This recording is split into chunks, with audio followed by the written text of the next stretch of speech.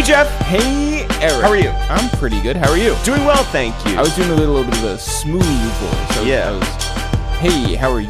It's like, some midnight R&B. Yeah, call me Cactus Jack. Is that because it's been raining all day today? Oh, sorry, wait. Oh, Jeff, with weather check. Weather check. It's fine. It's fine outside. Here's something new that happened. Mm-hmm. You went to the bagel place the other day. Sure did. How'd it go? I was first in line. I woke up at 6:45, got there at 7. Yeah? Mask on. How'd you communicate what you wanted? I tapped on the glass. Did you really? And if you tap on the glass, it makes the bagels angry. I was like, I want 4 bagels, but like my mask was so thick. Yeah. That I had to be like, I signaled 4 of these and 4 of these and 3 of these and 1 of these. And then 1 more of these. Yeah, I was going to say, you only got 12? No, what happened to a baker's dozen? Yeah, you get a baker's dozen. So 13 bagels. Mm-hmm. Were there other people there? There were people lined up like 6 feet behind me. Oh, for real? Yeah. Well, that's good. Yeah. Out the door? Like, was it like 6 feet and then it was the next 4 person? people. I guess it wasn't 6 feet. Let's just say it was 3 feet. But like nobody was sneezing or coughing, so I feel confident in a 3-foot range. Right. If no one else was sneezing or coughing, does that mean that you I have permission to? were sneezing and coughing? Yeah. I took my mask off and I gave a real long tirade of a speech, like Dwight Schrute from like the second season or whatever when he goes to New York. Yeah, that sort of speech, like just a lot of banging on the table, waving his hands. I gave that sort of speech. I was like, "We alone move the wheels of progress. Blood will run through the streets, and we will conquer COVID-19." Yo, yeah, President Dwight Schrute. That's what we're sort of dealing with. Yeah. No, honestly, we're probably dealing with. Oh, I guess Bernie would be more of a. Yeah, well, I think we're dealing with more like a President Michael Scott right now. No, you don't. And by the way, I love Michael Scott, but if you could see some tendencies in there. It's just like the more ridiculous things in Michael Scott in The Office end up being like the normal things in the White House. You could say that he was like the early Michael Scott before he was like lovable. No, I think that. And shout out to Bun B, who we had in a very early episode of the original Quarantine Radio. Yeah. And Bun said that Michael Scott from The Office is the 3rd best character ever written for television. Right. Behind Archie Bunker and Omar from The Wire. Mm-hmm. Pretty good company. Yes. Michael Scott, going off of Bun's praise, I think what makes him a good character is that he's not just one thing or another. He's not just... he didn't start off like for Trump. No, I agree. I'm saying the worst parts of Michael Scott is what we're seeing. I just think if you chop up the smallest parts of your argument, then sure, you can be right. But let me just say, as a whole, you are incorrect. Just like, who cares? Well, generally, who cares, I think. I think you're just trying to win an argument. I think, no. I think no. And by the way, shout out to us. We haven't had one argument. Not in this entire, however many days it's been. Until now. Until right now. This is what's going to, separate the first 33 days from the next 33 days. Is it just been 33? 36? I don't know. Is this another argument? We're falling apart over here. A lot of people have been rooting for us to, to start fighting each other. That's a weird thing. Do you remember early on in our career when we were shooting sketches, we shot one with Joel Ortiz and his then manager, Mike, was in the hallway and told us that he was openly rooting for us to fight or argue because he thought that was more compelling than this. Fuck you, Eric. Fuck you. Fuck you, Eric. Jeff, fuck you. Who's on the podcast today? Fuck you, Eric. EarthGang is on the podcast. Yo, okay. So, again, we know a lot of the Dreamville cast and crew. We have never actually interacted with EarthGang. No, I didn't even know how tall they were. Not together, not apart. Nope. And we had Division on yesterday together, one phone call, 3 separate places. Yep, today we had Dot and Olu separate. Great conversations, both of them. Yeah. And it's a concern of ours that we don't repeat questions, that we don't fall into the same traps of like, easy questions, easy conversation. We want to have compelling conversations every day. Yeah. We got two very distinct and very funny and very compelling conversations. But we also have a third conversation. And I'm getting there. Shout out to Yung Baby Tate, who is also on the podcast. And also in Atlanta. Yeah, she has been on the podcast. Yes, a full episode of A Waste of Time with It's the Real. Which was so much fun. And shout out to the whole city of Atlanta. And I want to say this. We've seen your stupid Governor Kemp, say that it's okay to reopen businesses and to congregate amongst each other once again. Yes, but let's all agree not to go outside. Don't do it. Don't do it. Shout out to Keisha Bottoms, who has been like, hey, you know what? As mayor of Atlanta, let's not do this. Yeah, but I'm also the mayor of Smarttown. Yes. And I would like to get on my podium and say, hey, the blood will run through the streets. Jeff, before we get into this podcast, let's let the people know about a little thing called Patreon. Patreon.com/itsthereal. Go there. I love that we have this community of people who have decided to invest in us. You know, they believe in us. They listen to our episodes every day, and we've seen our contributors' numbers rise up. Yep, rise up. Yeah, rise up. Blood in the streets. Yikes. Sign up at patreon.com/itsthereal. Yep. And that is where you can be a part of what we're building here. And there's a lot of uncertainties out there. I think one thing you can count on day in and day out is a brand new episode of Quarantine Radio. The original Quarantine Radio. Yeah. Which is going to have us bringing some normalcy to your life and some laughs to your life and some gems to your life. And to keep this going, we do need your help. And there are a lot of different tiers and a lot of different things that we offer in return for your $2, your $3, your $7, your $10, whatever it is that you feel like you would be willing to contribute to this thing of ours. And when I say ours, I mean ours, the bigger, the more inclusive, the familial ours. Mm-hmm. This thing of ours. Ours with the capital O. You can go to patreon.com/itsthereal and we will do our part as long as you do yours. Yes. So thank you to everybody who has been signing up, and thank you to everyone who's been around for the long term. And Jeff, I think it's only right that we continue by calling Dot from EarthGang. Beep boop beep boop boop. Dot, what up? What up? What's up with y'all, man? What's happening? Yo, first of all, and most importantly, Happy Earth Day. Yes. Hell yeah, man. Always, every day is Earth Day. Yeah, exactly right. Especially considering the amount of time we have left as a species on this planet. I would every day. Unfortunately agree with you there. Yeah, Dot, let's go dark. Yo, so we've known about EarthGang since 2014 because that's when our friend Ian, otherwise known as Rex Arrow, shot a music video for you guys. Oh, yeah, that's my dog. Also, my government name is Ian, so we actually bonded through that fact. That's my nigga right there. Spelled differently, though. Yeah.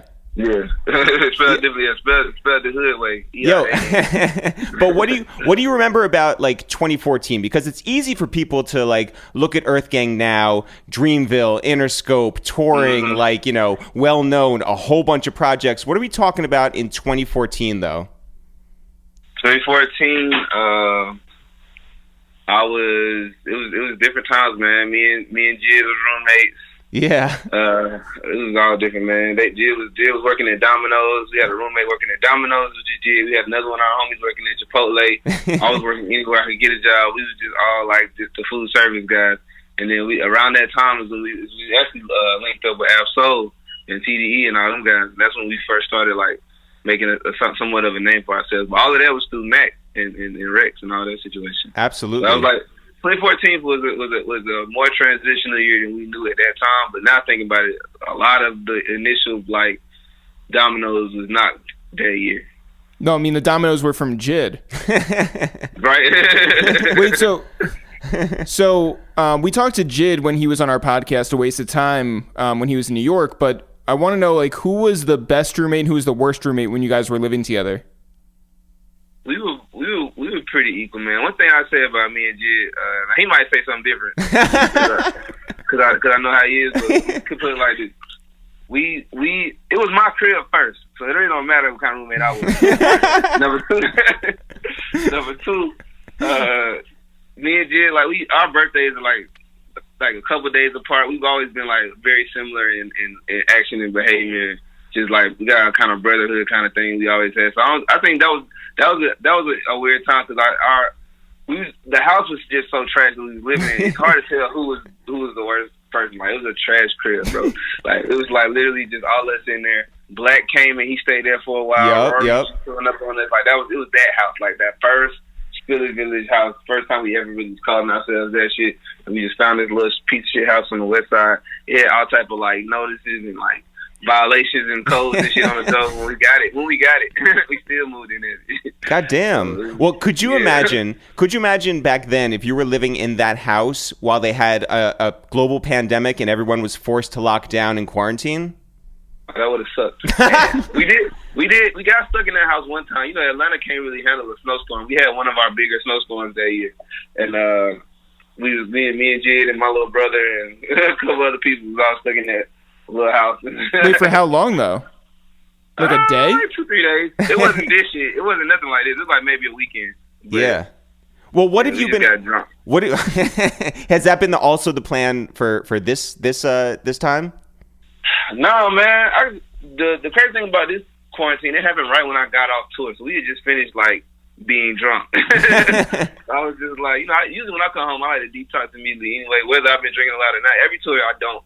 Just been wild out. Every tour ain't a party tour. Some tours you just getting your shows, knocking them out, cooking and keeping it moving, especially if you're working on like an album or something. But this last tour, it was Maryland tour. The last couple of days of it, we went pretty hard on the party to the point where I got home, I was like, I don't want to see nothing. So I haven't been doing much of that now. I did smoke my ass off yesterday. I mean, that is the day to smoke, so. Yeah. For the holiday, yeah. So it's interesting now because a lot of us can, not see the future. We're sort of afraid of like what's going to happen and like how things are going to move because there's no specific game plan right now. But then on the other hand, we can also see that, the industry is going to change a little bit, and especially like music videos are going to change, and film sets and television sets are going to change. It's not going to be like as big as before. People got to get creative, and we've talked about over the last month that maybe animation is going to be making a comeback because that's something that people can do on their computer, and you don't need to be animation. We're going to see a rise in puppetry. Yeah, that too. So let me ask you this.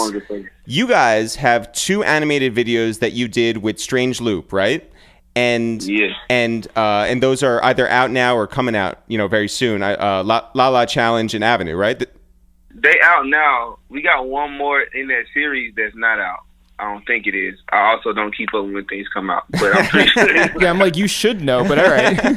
But I'm very Johnny Depp with my shit. Like when I make it, I'm over it. Like I'm in love with what I'm working on right now, and that's what I'm. Like, well, that's dope. But considering that you guys have been doing animated stuff, will you get into puppetry, and will we see music videos that sort of echo that? For sure, and I'm not even. I hope that's not too much of a giveaway, but we always been on that. We've been into puppetry and stop motion and trying to do those kind of things for a while. We like all forms of like all mediums and all forms of art. So yeah, we definitely gonna delve into that. Especially like what I think is so beautiful about it right now is like the world is already kind of moving in this like DIY direction. You know what I'm saying? That's pretty much how we've been. That's pretty much I don't think my generation has ever been. But to see the boost in it and like because out of necessity versus like just creativity, it's like it breeds even more creativity. So I'm hyped for all the shit that's coming out through the next like few months from this whole situation. And right now we still seeing a lot of people try to like a lot of artists that we like jumping the gun trying to drop projects and shit, and it's cool because it's like you getting that attention. But really take a minute to see what you can make out of this time. Like what kind of other you can be other as fuck right now, and people are gonna take it. You know what I'm saying? For sure. You know what I'm saying? As far as the way it's presented, not necessarily the music you make. Give people what they love about you, but at the same time, the way you present, you can do a puppet thing right now. You could do some other animation right now. You could do some different shit. Because people are like, well, this is a product of what everything's different right now. You know what I'm saying? So take advantage of people thinking different. And I don't know. Yeah, we've been playing with a lot of ideas around this way. Yeah, I mean, like, what's like a skill that you're learning while you're inside? Because like a lot of people are trying to be creative, like you were just saying. Like, are you trying to juggle? Are you sewing? Are you... Oh no, that is a real thing. So I'm doing a couple things since I'm at home. I've been working on like putting things together. Like I have I'm the type of dude like I order a bunch of furniture while I'm on the road and like never open it. Just have a house full of just emptiness. I literally have put together all the furniture in my house. Since I've been at the crib, bro. I done got real nice with a chainsaw. I've been getting into like woodworking and stuff. It's like wait, what? Furniture is like breaks into a whole nother like interest of mine now. So holy shit! Yeah, you're gonna do like a totem pole or something. Yeah. What'd you say? I said you're gonna do like a totem pole or something, or like an ice sculpture. I thought you said a stripper pole. No, that too. A stripper totem pole. Yeah. Is crazy. You just did that. That would be but dope. like the problem with the stripper pole in a quarantine is that you can't bring anybody over. Yeah, that's true. I mean, you can put a stripper in a hazmat suit. Yeah, I mean, like I guess it's an essential service. Wait, but you are it's essential workers. Yeah, you are in Atlanta. Yeah, you are in Atlanta. So like, your governor, who's an idiot, is opening up the like everything so that like you can go to movie theaters, you can go to massage parlors, you can go to. Yeah, I was literally just watching this on the news before I called in on this, and yeah, that shit is fucking crazy. But you know, Keisha Lance Bottoms ain't rocking with that, man. No, she's the best. She's the best. Yeah. But she's not rocking with it. Is there any scenario where you feel like you need to go to a bowling alley or you need to go to, you know, some place that they're going to open up again? But me and my homies we was having a long text about bowling yesterday. I do fuck with bowling. It's funny you said that one in particular. So yeah, I am longing to be bowling again, but it's definitely not a need. You know what I'm saying? Before I do that, I'll build me a little fake lane. That's what I've been working on, doing little shit like that crib. But anyway. And I just been doing features on features on features. Like, oh, okay. Well, yeah, so here's another thing that we've been speaking to people about a lot is that all of these artists are like, okay, cool, I'm home now, and some of them already have speakers and computers and mixers and everything, and some people are getting them, and then a lot of people are like, yo, I have to figure out how to use all this stuff. Yeah, how do I engineer? How do I press the space bar? So are you fully capable of recording your own stuff? Well, yeah, I would say this, because we had to in that first Spill house, that first house I was telling you about. Yep. We all pretty much taught each other. Now, we learned a lot of, like, recording techniques from Black, and Black learned a lot about, like, you know what I'm saying, different types of, like, production and stuff from us, and we, like, feed a lot of that within each other. So we learned how to record each other. Like, we just would record each other before anybody would. Before we had access to a studio, we was like, Jill record all my songs, I'll record all Jill's songs, you know what I'm saying, Black record all Olu stuff, and we all just do that with each other all the time. That's so, dope. Yeah, I definitely know how. But what's crazy, I didn't have as much equipment for a while once because we all was sharing one computer among 4 guys for years. Like getting bigger and going up to everything, we just never felt a necessity because after a while we was getting put in these different studios, so like the computer was just a computer. And then I had to come home and like actually buy. When we came off this last tour, I bought 2 laptops and basically I bought a whole studio and just put it all together in my crib. Wow. Wait, when you were all sharing one computer, did you guys clear your internet search history, or was it just like anything goes? See, nobody ever went, well, to my knowledge, I never went on the internet on this, so I don't know what everybody else is doing. I always feel like if you want to look at some flicks, you better use your phone. Way easier in your phone. So it was a homie's computer before that. It was Devin Ebanks. He used to play for the Lakers at the time. Yeah. I think Jid told us about that actually. Yeah, I'm gonna say Devin, just like all the other dudes in the league, be trying to rap all the time. Shout out to my dog E Mine, that's my dog. But everybody in the league be trying to rap. So you know and everybody they be trying to rap, be trying to hoop. So you know we be trying to hang with E-Bank.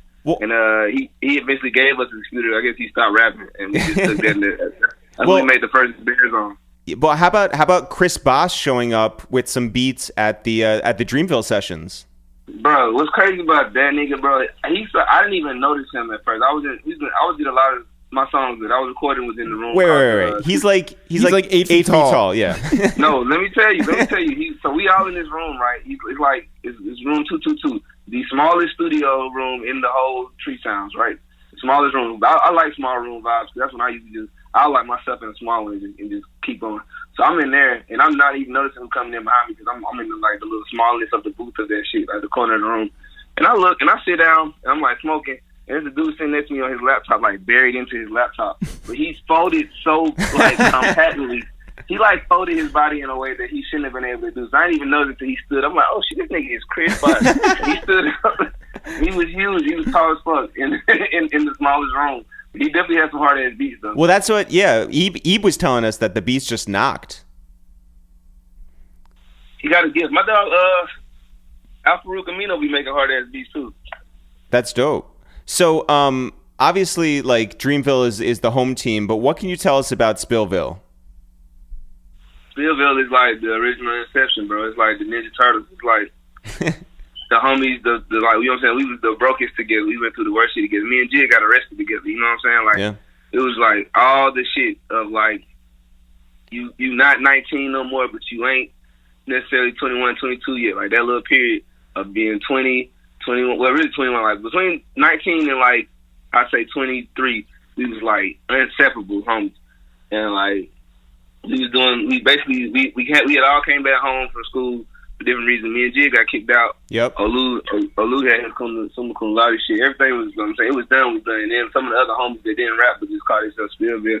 And we came back home, and I immediately was pressed to get us on the circuit of like Atlanta local shit. So it would be like the shows that Thug was doing, the shows that Migos was doing, all them shows. But we didn't have nothing to call ourselves, so that's how we would call ourselves. That's how we would show up and be identified as like a big ass group of niggas. It's like the Spillville niggas is over there. And usually we show up. We did some all black shit. I was very, very, very inspired by the ASAP mob at that time. Mm-hmm. I was borrowing a lot of shit from them, and Spillville was like we wanted to be the Atlanta ASAP mob. And, well, I wanted us to be the Atlanta ASAP mob. I don't know if everybody wanted to be that at that time, but we was young, and they was like them niggas was killing that shit in a group fashion. Yeah, and I just feel like we could have done that, and I feel like, and we were doing that, and we are still doing that. We still connect, we still homies.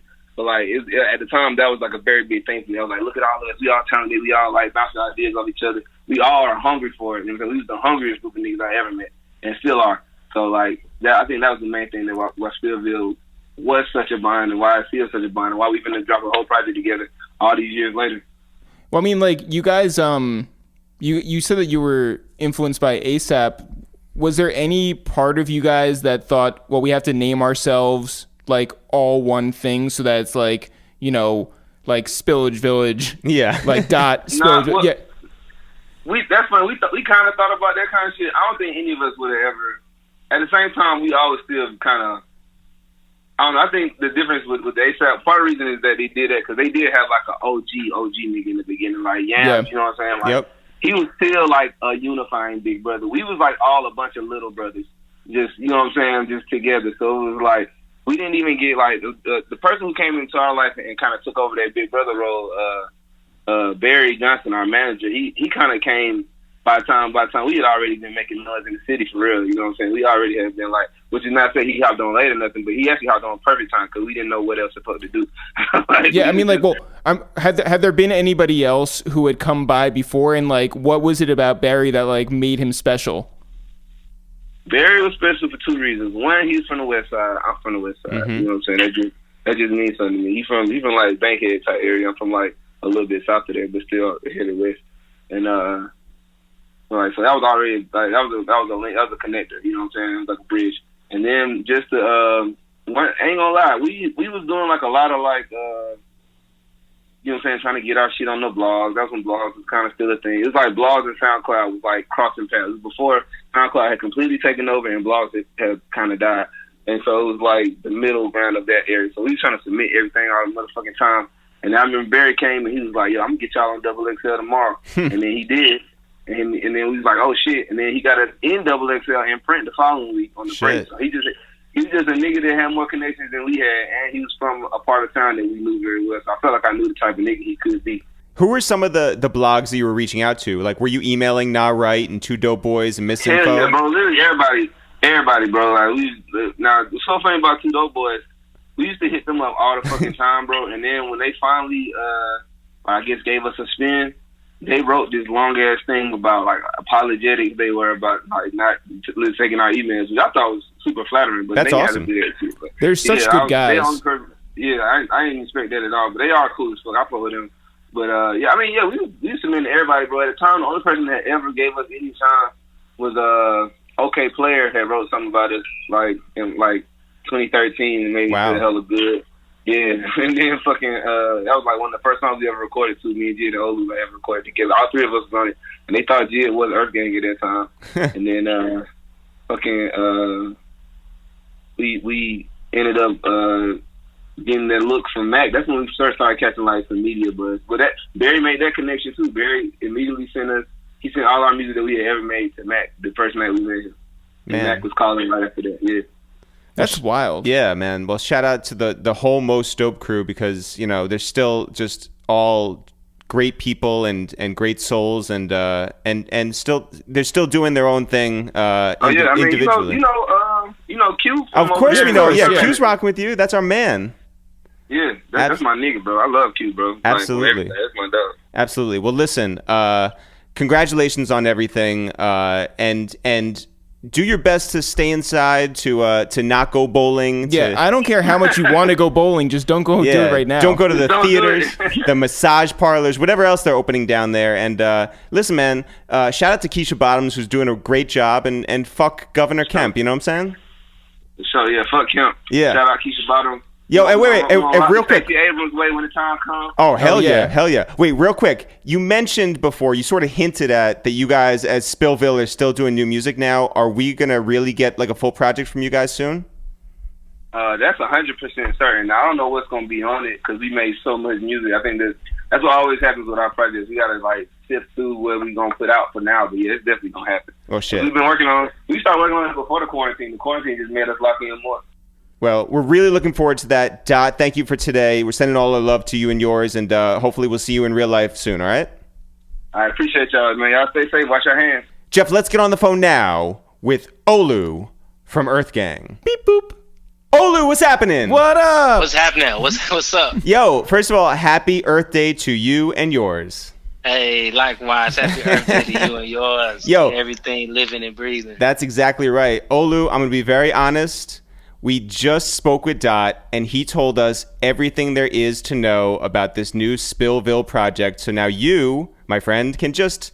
You could just elaborate. You could just tell us all the details maybe he left out, you know? I thought you were going to say I could just relax.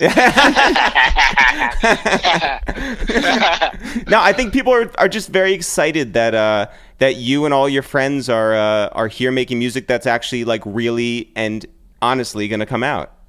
Yeah, crazy, right? It's such a surreal moment. Everybody's in like real time. There's no distractions. We're just all like, oh, well, we know they're making music. We know they're making music right now because they're not doing anything else. So nothing else. Let's just twiddle our thumbs and wait. It's so cool. It's like they're waiting on us to get out the kitchen with a meal. Everybody just sitting at the table talking and stuff. It's really cool. Yeah. I mean, like, well, is it done? Like, I mean, like, how far into it are you guys? No, it's not done. We have recorded a lot of songs, and now we're just narrowing the songs down and fine-tuning them. You know what I'm saying? Very, very intricate process with tinkering, and we're, elaborating on songs, embellishing parts, and getting collaborations and all these other things, getting artwork and concepts done. So it's not completely finished, but the first couple of weeks before the whole quarantine thing came, everybody was there to hear together.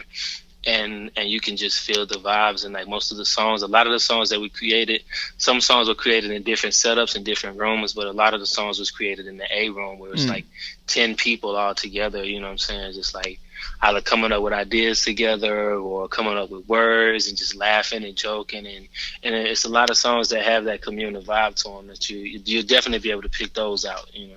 By the way, Dot said nothing like this.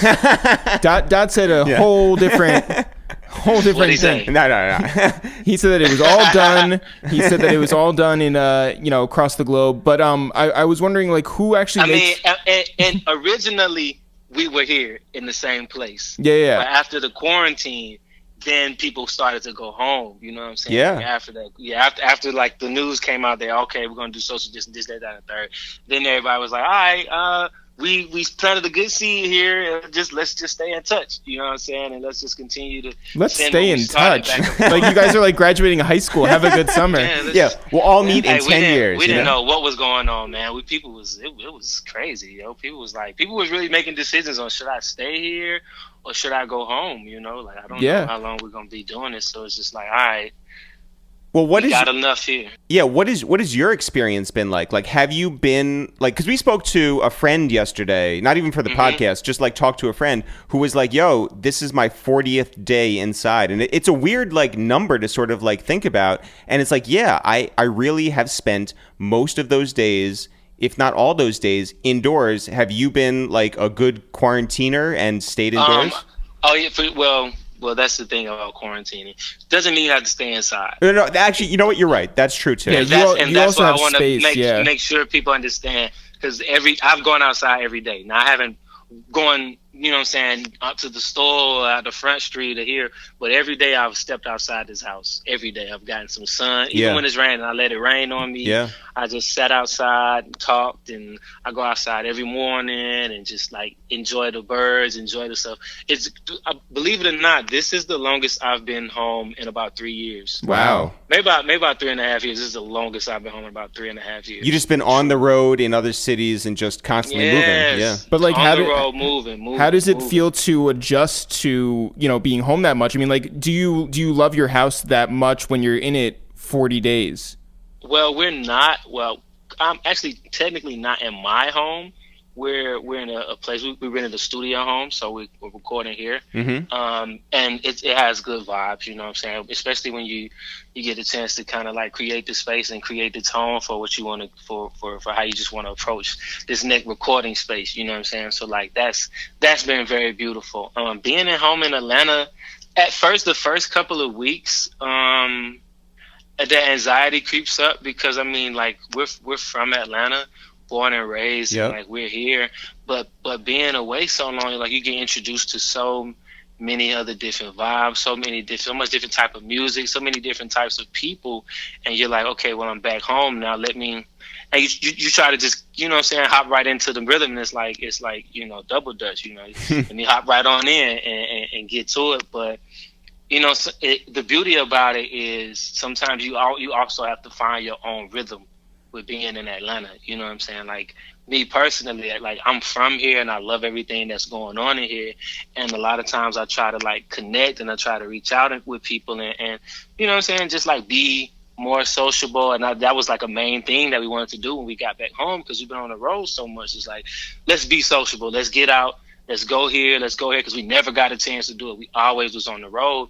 But, like, as soon as we get home, everybody stay inside. Nobody go anywhere. You know what's what's a real shame is that, so Jeff and I were down in Atlanta for the majority of 2 weeks in November, right? Red Bull was doing this big music festival down there, and so we got to explore the city a lot. We've been to Atlanta before, but we really like got to go to the stores. We got to like walk around and really touch the people, right?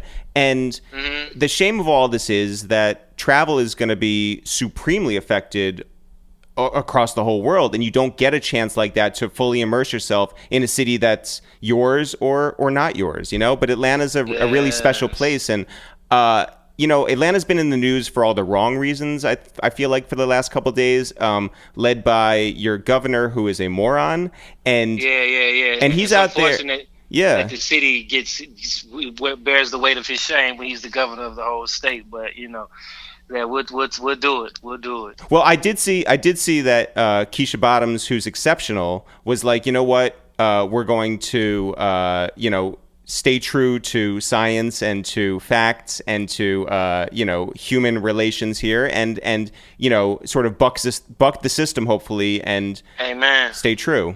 It's wild that that's like a thing in 2020, right? Like, it's wild that like you have to buck the system to go with science, to be smart. To be just for pure logic. Like, these are the things, this is what you should do. Like, it's unfortunate that I understand that the economy is bad, but I feel like we are. Like, we knew this, though. You know what I'm saying? Like, it's unfortunate that the healthcare system cannot bear the weight of this, but we already knew that a change was needed, a change was necessary. And it's like people still don't want to change. They want to keep going back to what we've been doing and just push forward in the same road. And it's insanity, if you ask me. But I think in certain places, the leadership is stepping up, like Keisha Lance Bottom. You know what I'm saying? Yeah. Like, yo, we're not going to do this the same old tried and true way, you know, and I really appreciate that. I wanted to ask you, you guys are from Atlanta. You were Dot was talking about the scene that you came up in, and how you guys wanted to be like ASAP Mob, and how you wanted to, you were looking at like Young Thug and everything he was doing. Like, who was the first person to really co-sign you from Atlanta? From Atlanta? Yeah. Now, are we talking underground or are we talking mainstream? Let's hear both. I would hear both, yeah. Okay, so as far as underground goes, it's a lot of pillars of the community that aren't known outside of Atlanta. You know what I'm saying? We could go from one of our brothers named Chilio, or we could go from this cat named Fort Knox. We could go with it's just so many people, and it's so many people who it's just a scene. You know what I'm saying? Like we literally came down back to Atlanta from college and did a few shows at Apache Cafe, which is not there anymore. Yeah. No, we've heard about it though. The scene is really what put us on. You know what I'm saying? What co-signed us, it really was the city, and not just a name here or a name there, but you know what I'm saying? So like Spoiled Milk, Spill Vill, these are like events that we put on and things that we did where it brought the underground scene of Atlanta there, and that's when we met our manager, you know what I'm saying, and then we got our Shouts first to Barry. Yep. But shout out to Barry. We got our first big major cosign outside of the city, which was Mac Miller. Shout out to Mac Miller. You know, but inside of the city, you know what I'm saying, our name was moving on the underground levels like the whole time, you know, like just moving. I remember back in 2015, 2016 was the first time we really got in touch with Rico Wade. Oh man. You know what I'm saying? From Organized Noise. Hell yeah. Family. Like he literally came over to the crib we were staying at, you know what I'm saying, like cooked us some fish and like kicked it and like just like left. He was like, I gotta make a move. It just like left. Wait, I'm sorry. He made you fish in your house? Yes. Rico Wade made fish in our house and then proceeded on about his day. Was the fish for him? No, it was for us. It proceeded on about his day. So like, you know, people have always in their own way like shown us love and like understood, you know what I'm saying, our potential and understood our talents and what we represent. Yeah, man. You know, we have a very large friendship base amongst the Dreamville camp, right? And that's, you know, we've known Cole for like 12 years. We've known Ebe for the longest time, right? Obviously, we're friends with Ari. We're friends with J.I.D. We're friends with a lot of people. It's awesome to... Are you bragging? Yeah. I'm bragging. Okay. No. But it's awesome to talk to both you and Dot. But it's interesting because all the times that we've talked about the Dreamville sessions at Tree Sound, I'm not sure that we've really spoken to people from Atlanta about that experience. How does it feel for you, for everyone to come to your city and take advantage of like that feeling down there? Oh man, we was so happy. We was like, that's the Atlanta vibe though.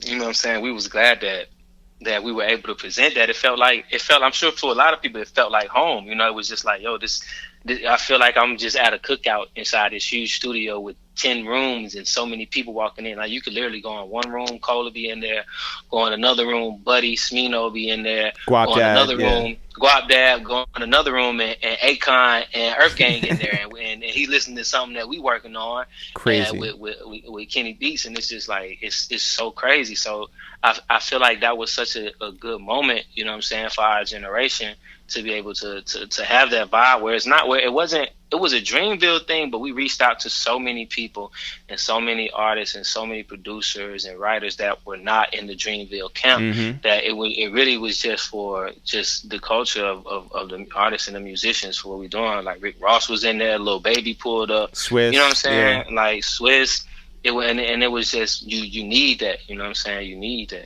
Did you know Lil Baby beforehand? Nah, nope. So nah, I did not. Who's somebody that you really connected with, having not known them so well during, you know, those long days and nights? Smino for sure. I think Smino. That was my second time. That was our second time. I pulled up on the first time I pulled up on Smino was in LA. I pulled up to one of his studio sessions, just kicking it. Pulled up. We played a couple of records, and man, I was so tired. Like I literally would fall asleep. Like we hadn't even planned on making music, but I pulled up on him, man. We kicked it, walked the Air One. Is that how you say it, Air One?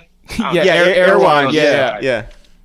We walked down that's the most like LA thing you could have done. You could have gone to Air One. We did it, bro. Smino do big LA shit. Does he go hiking on the running trail and all that? I haven't done that with him yet, but when we go back out there, we do it. Yeah. So we went to Air One, came back, listened to some more records, and I was like, I'm tired, so I'm gonna meet you later. And then we linked up again at the Dreamville sessions, and we made crazy records like Sacrifices. You know what I'm saying? Like believe it or not, he was like, it was his session. Well, not his session, but he was in the room with the producer, with Childish, and with the engineer. And I walked in there, and Saba was in there too.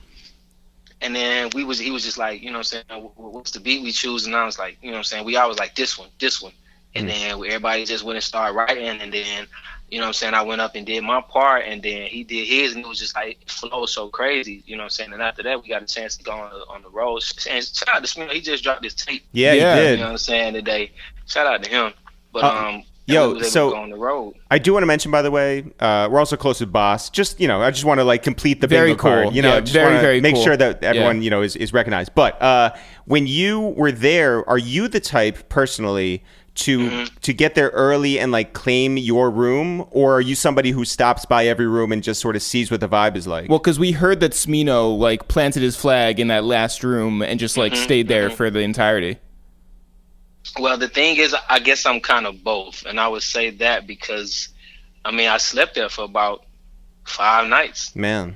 You know what I'm saying? Like I didn't like they had a shower in there, so like why would I go home? I could think of reasons. Yeah, you have a bed, or you're somebody who likes the outside. I don't need no bed. They got couches in there. You don't want to hear like 808s in your sleep, I don't know. Nah, but people left, but people would leave. You know what I'm saying? Other people will go home, and well, actually, give us how tall are you?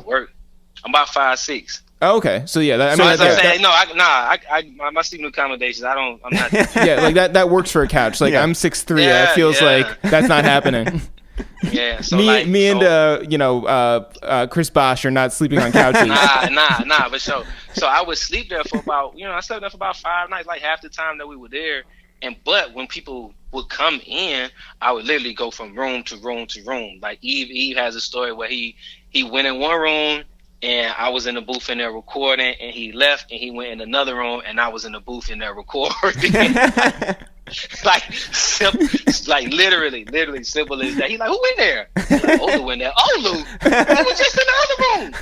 But and that's how I approached it, because to me the more diversity that you have, you know what I'm saying, the more it stretches you as an artist. You could go in one room and they serenade and they got a guitar strumming, and you walk in there and you put something down, and then you can go into another room, you know what I'm saying, and Pyrex is in there, or A+ is in there, and you make Down Bad, you know what I'm saying. So it's like I want to keep those same vibes from this Jimi Hendrix, John Lennon room, you know what I'm saying, and walk into the A room where A+ is, and J.I.D in here put his verse down on Down Bad, and I want to get on that too. I want to bring those vibes in there. So that's how I approached it. That's how it happened for the Sacrifice record too. Like Smino was in the room, and I literally came from upstairs and walked down there and was like, "What y'all doing in here?"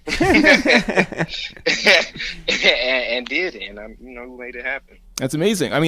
Are there any ideas that were left on the floor? There's 1,000 ideas left. But are you guys like using them moving forward? Like, is anything going to end up on the Spill Village? We have some stuff right now that's for possible EarthGang. I think the Spill Vill stuff most of that stuff is fresh, and I appreciate that, because we got new vibes for that.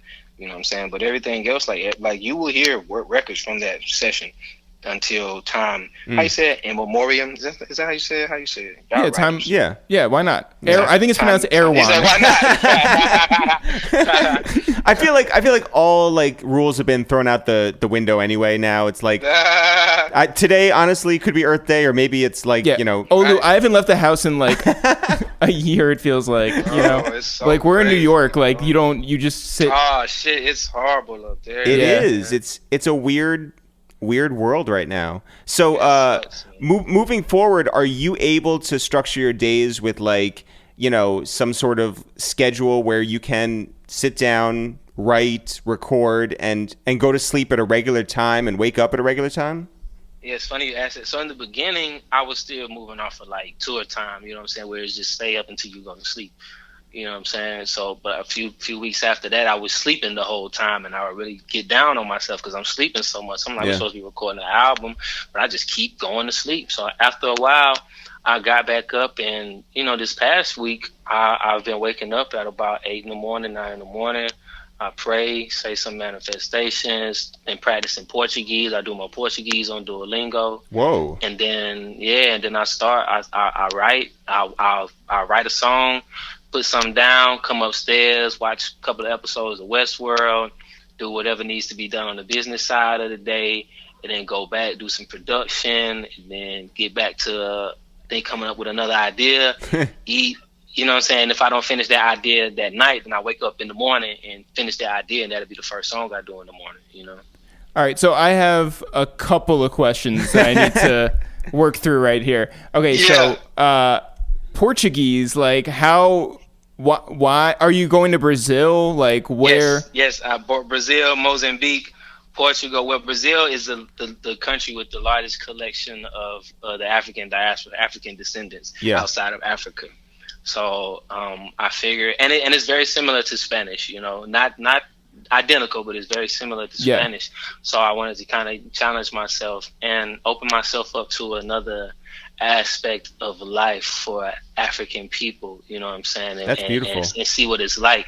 So I definitely am going to Brazil as soon as all this is over, because I know the vibes down there are great. I know the food down there is beautiful. I know the people are beautiful. And also Mozambique, which is on the continent of Africa. It's East side. I want to be able to have that. Yeah. I want to be able to have that connection. So I was like, let's do it. What have you put into the air over the last 3, 4, 5 years that you've seen come to fruition because you woke up and you said it and you put it into the universe? We've been able to inspire a lot of people in Atlanta from where we're from. You know what I'm saying? A lot of people who feel like their voices have not been, expressed, or feel like their stories haven't been told, or feel like there aren't many people who look like them in the music industry, you know what I'm saying? And we've been able to inspire them for sure. Going out in the city of Atlanta sometimes is really amazing because people give us so much love. It'll be, you know what I'm saying, from whatever color, whatever creed, gender, whatever, and they give us so much love. And I remember looking through some of my notebooks from years back, cleaning out my space and just looking at some of my notebooks and me saying, let's tell our story being from the west side of Atlanta and inspire these kids, from MLK, from Martin Luther King, from Cascade Road, inspire these kids from Zone 4 and then push out from there by telling our story. And we definitely been able to do that. We sold out two back-to-back shows. It's crazy. We sold out 2 back-to-back shows at Center Stage. You know what I'm saying? It's crazy. That's a dope spot, by the way. Yeah. The fun thing about that is maybe when Cole came out, I don't know what tape that was, but Young Simba. Yep. That song, I vividly remember driving by Center Stage, and these cats was coming out playing Young Simba at the top of their car, and I was just like, you know what I'm saying? Like, I wasn't thinking I'm gonna sign with Dreamville and Interscope and all of that, but I was just like, people gonna fuck with our stuff like they fucking with his stuff, and you know what I'm saying? It's so crazy that on one of those sold out nights, he opened up for us. You know what I'm saying? That's so fucking awesome. It's crazy, bro. Straight up. Not to get off of this and into some very trivial matters, but I did remember my question, which was that you were watching Westworld, so Eric and I never have gotten into it or watched it at all. But listen, I have heard my man's beat me up for a year about it. I heard that it's super whack. Well, no, people say the first season is exceptional. Listen. Don't listen to what people say. Don't listen to what I'm saying. Just watch it. Okay. Just watch them. I'm telling you, just watch it. I literally every day I'm screaming at the top of my lungs in here because of some twist that done happened right before the next episode. I'm screaming. I was cussing. I'm screaming. And the music in there is so fire. In the score, they've interpolated Painted Black, Runaway, Cream by Wu-Tang. Wow.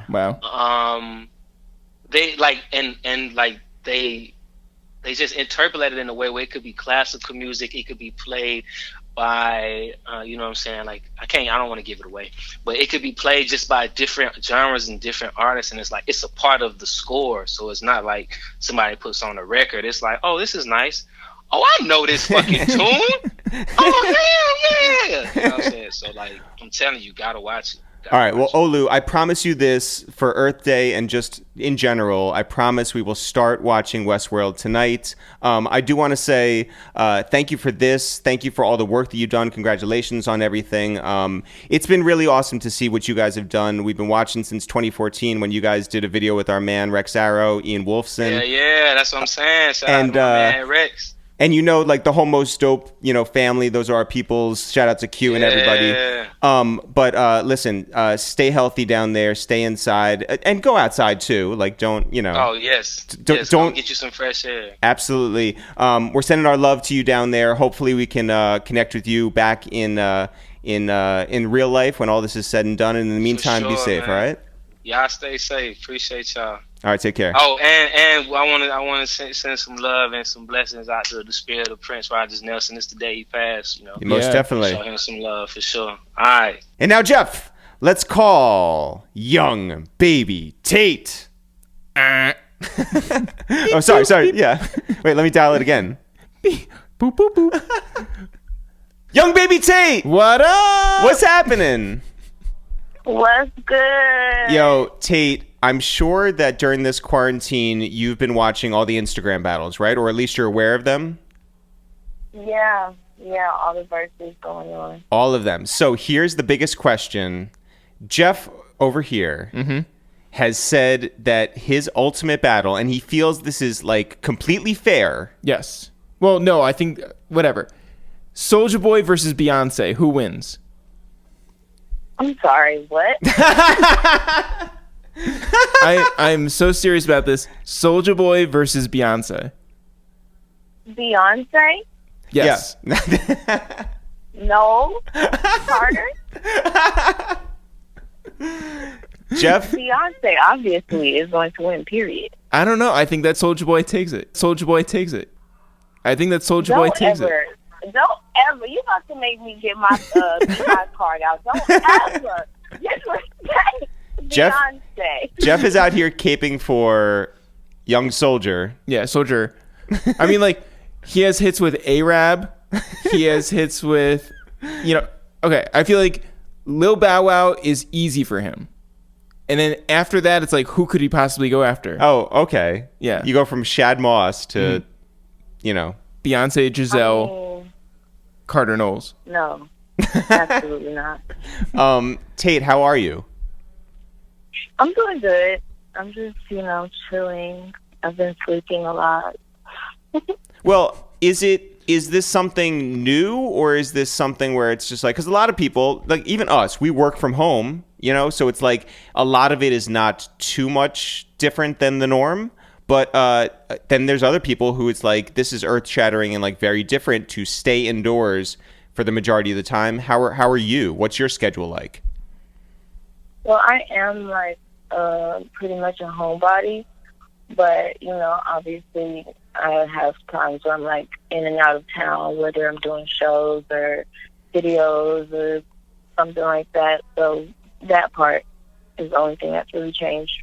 But for the most part, like I make music at home. For the most part, I'm pretty much home a lot anyway. But it's just sucks that like I can't just go outside. I didn't get my nails done. Well, I mean, technically now you can, because your governor has opened up. No, I mean absolutely not. Like dumb governor. Yeah, you have to wait like till version 3 or whatever, when it's like all the bugs are out. But like, what was the last time that you were like outside? Like before any quarantine? Yikes. I don't even remember. It's been that long. Yeah. Like, I don't even actually remember the last event I went to. Do you remember the last time you went to the grocery store? Oh, I'll be at the grocery store. Groceries still needs to be bought. Yes. Food still gets consumed. So I'll be at the grocery store, but the last time I went out, I was like to an event, got cute and dressed up or something. I don't know. I have no clue. Well, Oh, it was the Mariba show. When was that? Shit, like 2 months ago? Man. I have no clue. Forever ago. Yo, Tate is losing her mind inside. Look, I literally don't know what a day is. Like, what is today? Yeah, Tuesday? no idea. Today's Tuesday. Okay. I only knew that because I don't know how I knew that, but you know. Well, so Tate, do you get like, do you put any thought into how you dress when you go to the grocery store? Are you actually wearing like a different pair of shoes than you wear around the house? Are you in a different outfit than you were wearing like 5 minutes before? Right. Does like fashion like make you feel like your full self? Yeah. When I go to the grocery store, I honestly don't even care anymore. I have a mask on, so like, who's gonna recognize me? Yep. Looking crazy. Like, look, we all know what we're here for. Out of edge, what's up? That and like keeping 6 foot distance, you know? Yeah. By the way, Tate, could you imagine being a cashier still? Because you used to be a cashier at a grocery store. No, I didn't. I thought you were. Hell no. Oh no, wait. What was your the cashier at like this restaurant? I mean, That's at a grocery store. I was close. Like, okay, Close cosmically, enough, I was close. Like, you know, you were a cashier at a place. So I think that we should be congratulating me on my good memory as opposed to... Jeff, you are doing essential work right now. Thank you.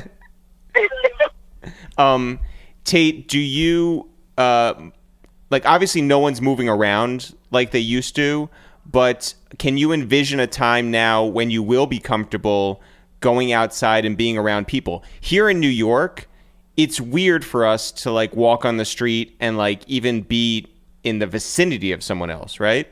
Can you imagine what this is going to be like when this is not over, but like, you know, on the downward trend? I literally can't. I don't think anything's ever going to be normal again. But that's probably okay. Change is probably what we need right now. Because honestly, this place is dirty as fuck. So time to clean it up. Yeah. And maybe that's just what the world's going to look like in the future, hopefully cleaner. Well, and what are you thinking about in terms of like live performances? Because that's a big part of any artist's life. And all of a sudden it's just like, you know, snatched away from you for reasons having nothing to do with the business, having nothing to do with the performer, having nothing to do with like a lot of things, but it's just the biggest thing. I mean, you know what? I think what people should do with clubs and venues should start doing when it's able, you know, we can go back outside. They should just start selling VIP 6-foot sections, and everybody can still keep their distance. But boom, you get an extra bottle in your 6-foot section, and we can still watch the show. An extra bottle of what? Lysol? Yeah. Yeah, exactly. That almost feels...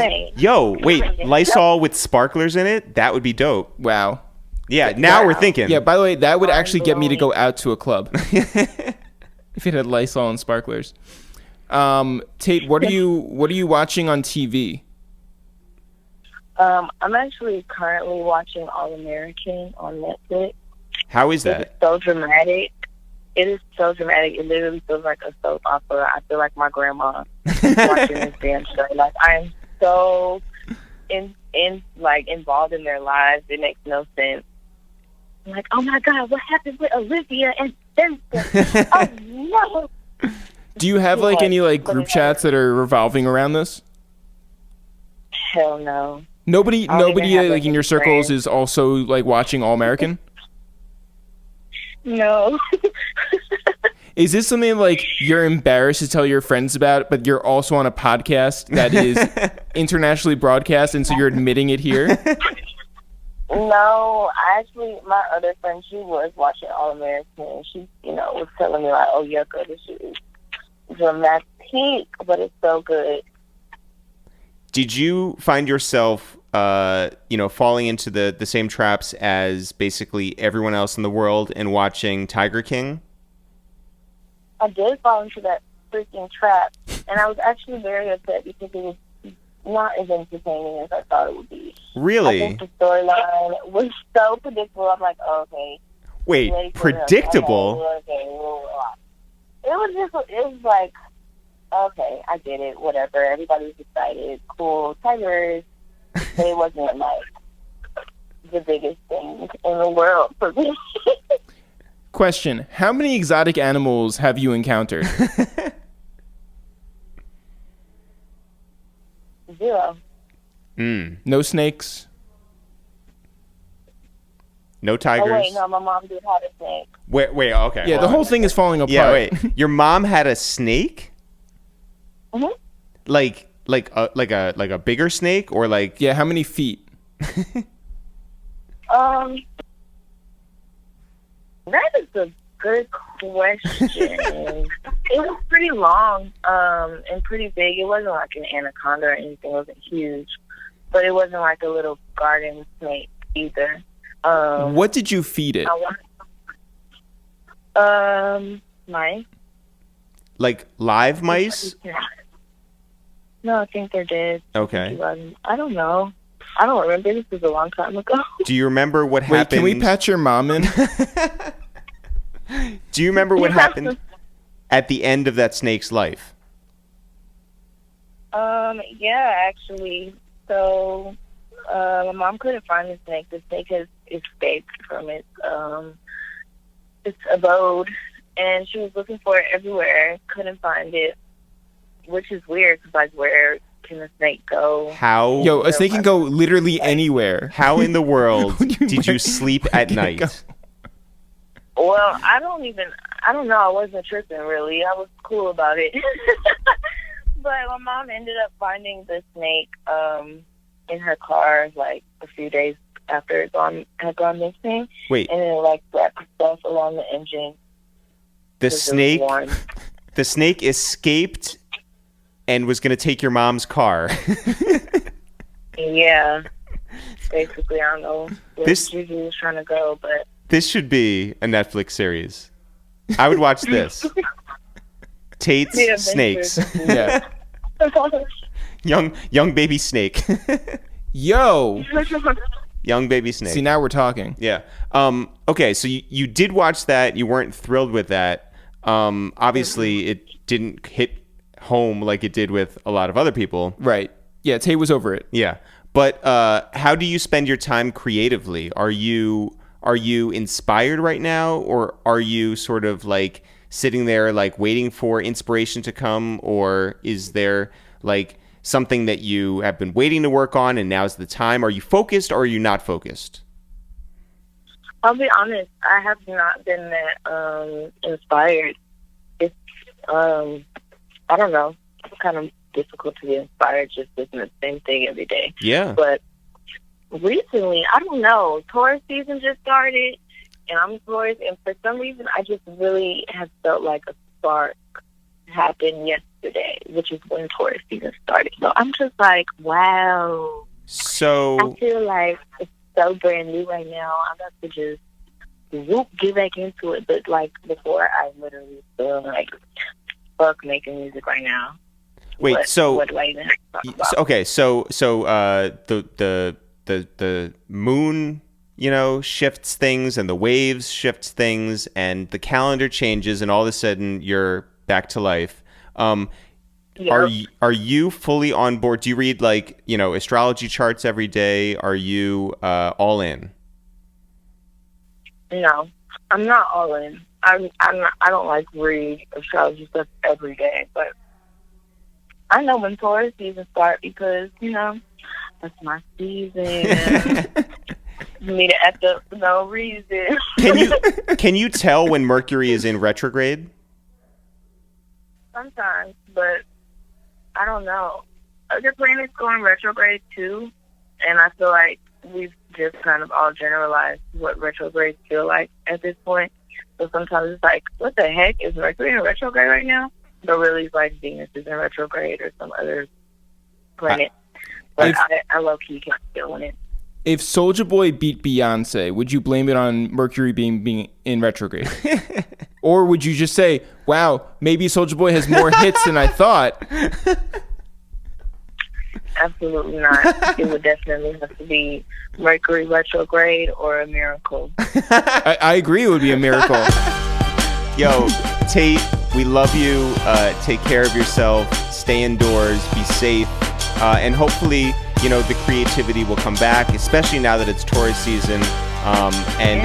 Listen, I hope that we can see you in real life in the not too far distant future. Yeah, let me just say, I saw Tate in an Ari Lennox Instagram Live. Yeah. And I was like, hey, Tate. And Tate said, hey, The Real. And I was so excited. Yeah. It felt like we were like hanging out. Even though she got her name wrong? No, I mean, mostly right. Yeah, it's The Real, yeah. Yeah, but The Real is the women's talk show. It's whatever. Yeah, but anyway, it felt like we were hanging out, and I was so excited to see Tate, and so I'm so excited to actually hear your voice and be able to talk to you. Yes. Tate, take care of yourself. We love you, and we'll be checking in, all right? You too. Bye, Jeff. Bye, Eric. Bye. Bye. Shout out to Yung Baby Tate, shout out to Olu, and shout out to Dot. Shout out to everybody celebrating Earth Day today. Jeff, are we back tomorrow? We are back every day forever. As always, guys, not for real, for real. Sure. See you guys tomorrow.